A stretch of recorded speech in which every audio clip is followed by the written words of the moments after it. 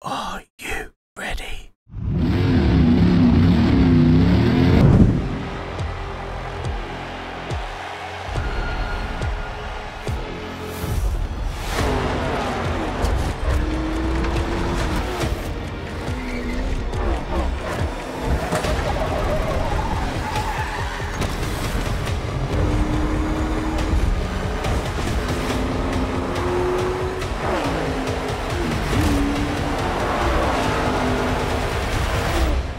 Update 14, NASCAR season is here and it looks absolutely incredible. We're going to get next gen 2024 racers, and this is going to be including the 2024 Chevy Camaro, the Ford Mustang Dark Horse and the Toyota Camry, which is absolutely incredible. I'm certainly looking forward to trying out the Dark Horse and the Camry. Also, the NASCAR series is going to be held for the next 5 weeks by the looks of it in the Endurance series. That's going to be absolutely amazing.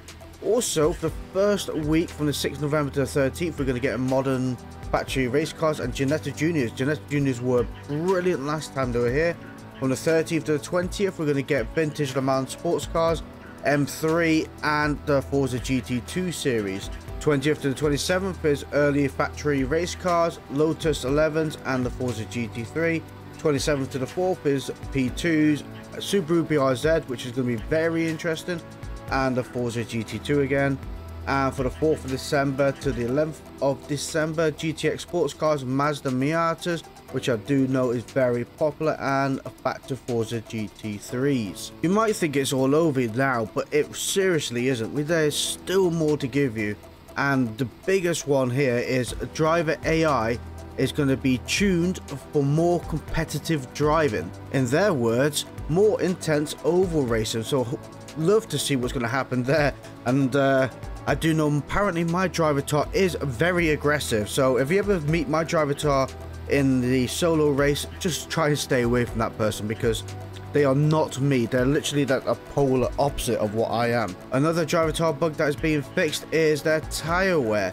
I know a lot of people did say that sometimes the driver tires, the tires are completely worn, but they're still like they're on rails. So that is being fixed along with their pitting logic to make endurance races a little bit more realistic. Also, a big feature that is coming, and we've been asking for this for a long time, is rolling starts. That is coming as well with the NASCAR series. So I cannot wait to give that a try. You know what it's like when you pull off from a banking. Everybody seems to forget that either they're front wheel drive or rear wheel drive and end up sliding down the bank, which is usually quite funny, and certainly provides an entertaining start. More on improvements though. One that everybody's been desperately waiting for is the fix on curbs at Mugello and other tracks, where if you hit the curb just wrong, it sends you off to oblivion or grabs you and spins you out. So thankfully that is also being fixed. One bug that was spoken about a little while ago, but I haven't heard much over the last month, is the Autosaved Tunes. Now they're trying to adjust the tune limit. At the moment we're allowed 450 tunes, but they are looking at increasing that limit overall so we can have a lot more tunes. Considering that there's more cars than you can have tunes in the game, I would have thought that, you know, you should at least have 1 or 2 tunes per car, but yep, you're only allowed to have less tunes than the cars you're allowed to have. There are 3 cars this month that get in their audios revamped, which are the Lamborghini Murcielago, Lamborghini Sian and McLaren P1. Further big news on an update is the ghosting. Now I know I barked up a tree a long time about this ghosting and how long it takes to ghost a car, but now they're calling it the advanced ghosting in multiplayer. So they're going to be able to predict high relative velocity collisions, returning to track, stopped on a track or driving below speed threshold, and driving the wrong way on a track. So under predicted high relatively velocity collisions, oh blimey, that's a tongue twizzler. The idea is when an intermittent collision between 2 cars is detected while driving above the speed threshold, the car with the highest velocity will be ghosted. So that will be the people that literally send it into a corner to take somebody out. The person sending it into that corner will be ghosted and they will go off to oblivion. Let's see how accurate that is going to be, because that's going to be very interesting. With the returning to track when the car goes off, they will be ghosted to prevent collisions caused by unsafe re-entry until they have returned to the track and reached a minimum speed threshold, which I think that is important, because the amount of people that come off track, come back on, and go straight to the racing line doing 32 miles per hour is ridiculous. Like, stay to the left or stay to the right, wherever you come off, we can guess that, we can see you coming back.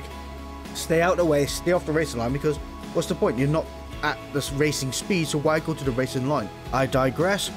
One big feature for the drifters out there is now we're going to have a drift rival, so you're going to be able to compare your score to other awesome drifters out there, which is, if you could do it on the wheel, guys, credit where credit's due, because I tried. It is real difficult on a wheel, so we see me drifting, it's certainly going to be on a controller because it was way too hard on a wheel. Also, in the big news update, Update 15 will be available in December as our last year release before the start of New Year.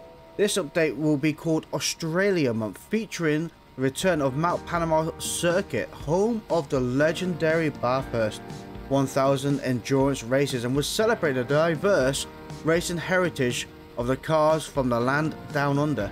So that is also going to be massively insane when that comes out in December. I cannot wait for Bathurst.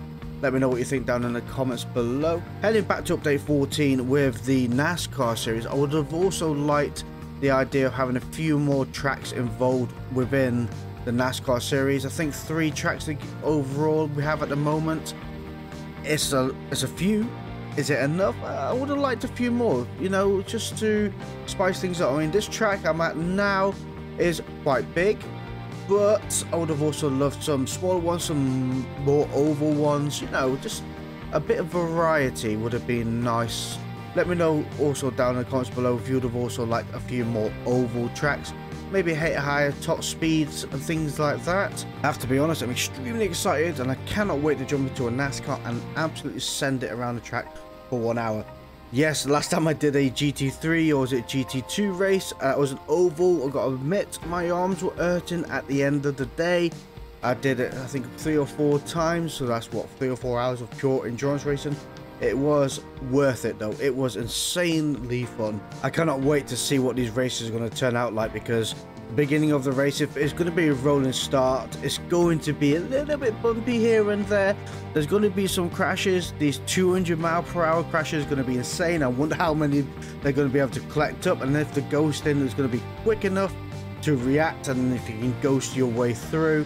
One thing that's just come into my head though, I wonder if you can have some teamwork and you can actually find somebody you can race with that will help you bump along, or you could bump them along as well to gain that little bit of an advantage, because we all know teamwork at a track like this is key to be able to gain in positions. You've got to work together, run like a train, and try and gain those few places.